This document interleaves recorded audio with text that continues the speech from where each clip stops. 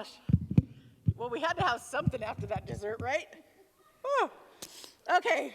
How can you in the audience step into this journey with us?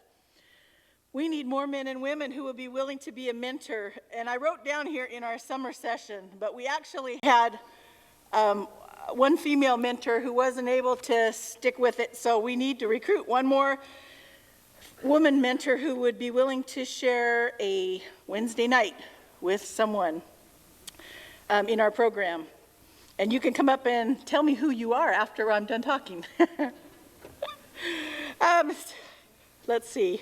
What else did I put? I need to raise $10,000 for the program this year to use for our gas cards that we give to the students. Each time they come to a program, they do the homework, we give them a $15 gas voucher, and that way we don't have any excuses why they couldn't get there. We help pay their gas to get them there.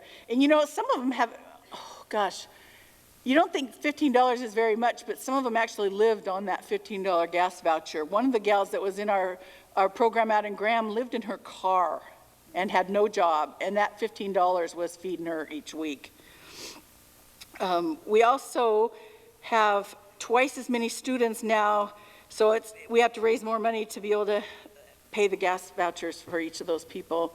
And I need to raise $2,000 for the workbooks. Each student and each mentor receives a workbook. It costs us about $200,000 a year to run our ministry, and it all depends on the donations we receive. I spent a week last year writing up a 25 pages of reports and proposals to a foundation to be able to hire one director position just to run the Jobs for Life program. After 7 months of planning to expand the program leadership, we heard back last night that they chose not to fund us. I wish they could see what we see and how valuable this is to people's lives.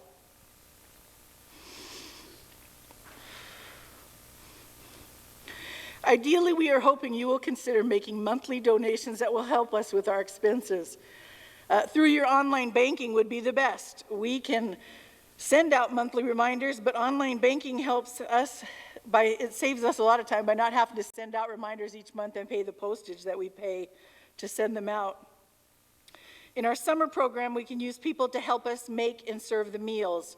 We will likely hold this program at our Christian bookstore because churches kind of slow down on activities in the summer with everyone on vacations, and we don't want there to be a lull in providing this program to the community.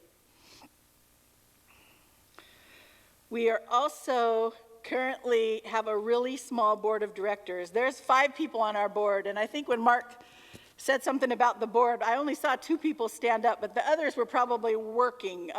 Can the board members just stand up again for 1 minute?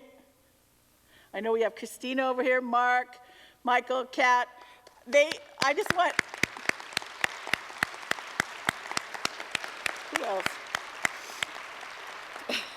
We have a really small board of directors right now, and I know that there's going to be some new board members. There's always new board members that join after our fundraiser dinner. So I'm looking forward to seeing which one of you tables produces us a new board member. Okay. I'd like to introduce one more person to you to share about what has happened as she stepped into our journey, into this movement of God. We met 1.5 years ago on Facebook. Her sister and I graduated from high school together a few years back. We met at Diane's house a few times. I put on my Facebook that I was starting up another Bible study class at the Love Inc. secondhand Christian bookstore called Experiencing God, Knowing and Doing the Will of God. The best ever way to deepen your walk and relationship with the Lord, in my opinion. I'll let her tell you the rest of that story, but as I got to know this woman, I could see who God created her to be, but she wasn't feeling it at the time in her life. She had so much untapped potential to help women by sharing how God has helped her in various seasons in her life. She is a treasure trove of encouragement. In one of our toughest years in ministry, She came alongside of me. And for the first time in a while, God gave me someone with eyes to see how hard running a ministry is. The time investment and the energy it took to run a ministry outside of the church, but for the church, for the kingdom of God. She came alongside of me as my encourager to cheer me on one step at a time. I'm forever grateful for this woman. Let me introduce Catt Kimball. One.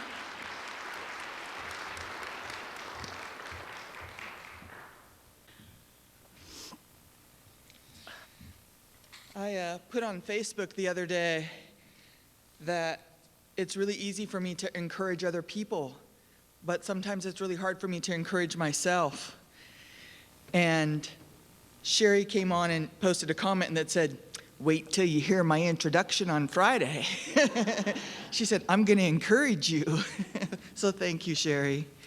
I'd also like to say that I was very proud at the last Jobs for Life class to be able to oversee graduation as a substitute instructor, and I was able to hand Regina her diploma and Julie hers. And I just have to say, Julie, I think from class 1 to class 16, I think you, I don't want to say improved, but you improved more than any other student.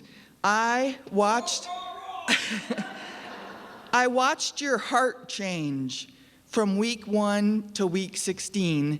And when I gave you your graduation, your diploma, and you spoke, I wept.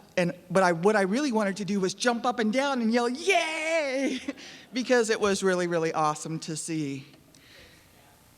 So, about this time last year, I was in a really dark place. I'd closed my retail business that I loved because of the economy. I had to sell my dream home, and I'd moved 5 times in 6 years. Growing up, all I'd ever dreamed of was a family and a home of my own. But at the age of 55, I felt like a failure, and I felt like a disappointment to my grown children. I've struggled with depression most of my adult life. And this time last year, it crushed me flat. I isolated myself, and I rarely left my house. I felt useless. I felt worthless. And as much as I loved God, I felt like I had nothing of value to offer him. My life had lost all purpose. And one day, Sherry Finnessy posted on Facebook that she was going to lead a Bible study called Experiencing God. I knew that I needed to sign up. I didn't even think about it. I just said yes. Then I spent the next 6 weeks or so dragging myself to Bible study once a week. But you know what? Every time I showed up, God showed up too. And then one week in our Bible study, I read this. When you see the Father at work around you, that is your invitation to adjust your life to him and join him in that work. And I knew that God was pointing me in the direction of serving with Love Inc. I had watched Sherry, and I had seen her huge heart for the community that she lives in and loves and works in and serves in. And I knew that I was supposed to join that and help her continue to be able to do what she does so well.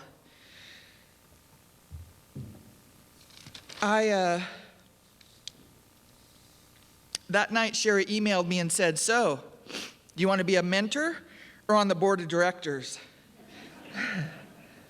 Excuse me. I backpedaled from board of directors as far as I could go. I knew I wasn't ready for that level of responsibility and commitment yet. So I said, I'll be a mentor. I had 2 women students to mentor in that first class. I was in the second class, actually, with Michael Follis. And I had 2 students, Sherry Dotson Parker and Ming Fong, the young woman from China. And during that time, I thought being a mentor was going to be me coming alongside and encouraging a student to help them change their lives. But walking alongside these women changed my life. I saw them work so hard to overcome the roadblocks in their lives. Ming Fong came from China, and in the very first class, Sherry asked a student to read, and nobody said anything, and she leaned forward at the table and said, "I will, but my English isn't very good." She then proceeded to read the entire page and only stumbled on one of the last big words. I remember leaning over and looking at her and saying, "Don't ever say your English isn't very good anymore." In 1 year that she came here, she knew no English when she came here, and her husband did not speak Chinese. So she went to Pierce College in English as a second language, and in 1 year, she learned to speak English, read English, and write English. She had lots of other roadblocks too. She didn't have a Social Security card yet. She didn't have a driver's license. In the middle of our class was September, and I knew the Puyallup Fair was going to be hiring, and I told her that. She went through the process, got her Social Security card, got a driver's license, went down to the Puyallup Fair, took 2 of her other Chinese friends from class with her, and they all 3 got hired by the Puyallup Fair to work at Earthquake Burgers.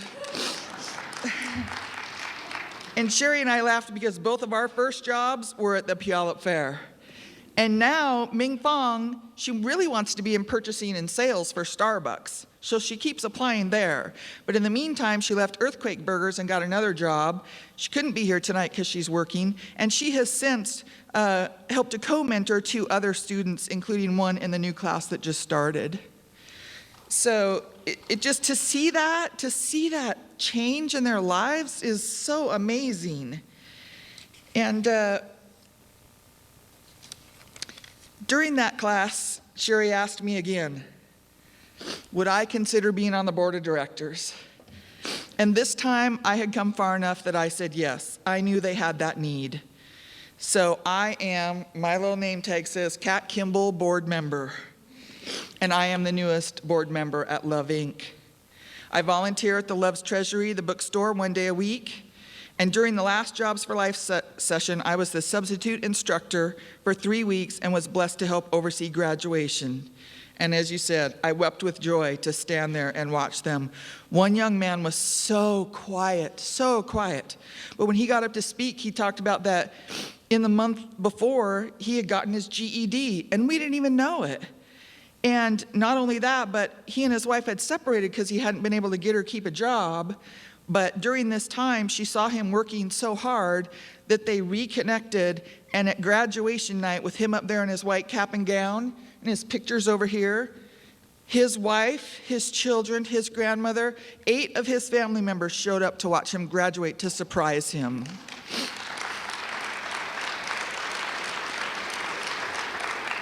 Many of the students come to class, they're kind of coming from a shame-based place.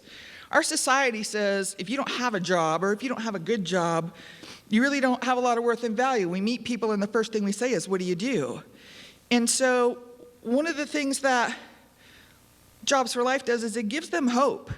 A lot of them come with broken trust. They have trust issues. They've been disrespected a lot. And my dear friend Kathy England was the head of the women's ministry at our church for a year. And she spent an entire year at every function trying to teach the women of our church, myself included, that don't take your worth and value from who the world says you are. Take your worth and value from who God says you are. And God says you are his beautiful, beloved, cherished, adored, forgiven, and healing child. And that's what I want to help teach these students, that they walk in there shame-based and they walk out of there 16 weeks later with their cap and gowns going, woohoo, huh, ladies? And proud of that graduation certificate because it means so much to them. And so it doesn't just change their life, it changed their children's lives and their significant others' lives, and it changes the mentor's life. And I never expected that. I thought I was going to help them, and they helped me. And my life has changed because of them. And I'm really, really grateful. I'm grateful that Sherry Finnessy saw something in me that I didn't even see in myself. And I lost my page. So last week, Sherry sent me a message and said, your new cards are in at the office. And I said, what? And I'm holding my new business card. It's a Love Inc. business card because I have just been asked to be the mentor coordinator for Love Inc. of Pierce County in the Jobs for Life program.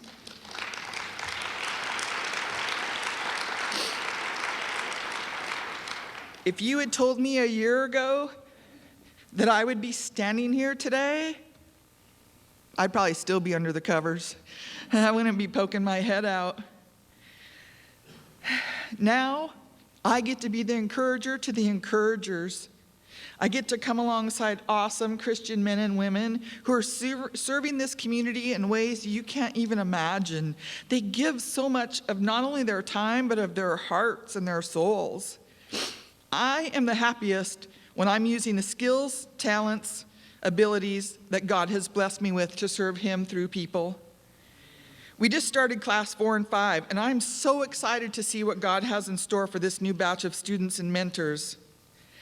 God led me from darkness to light, the light of Jesus Christ. But first I had to say yes and step out my front door. Do you need to step out yours? Thank you.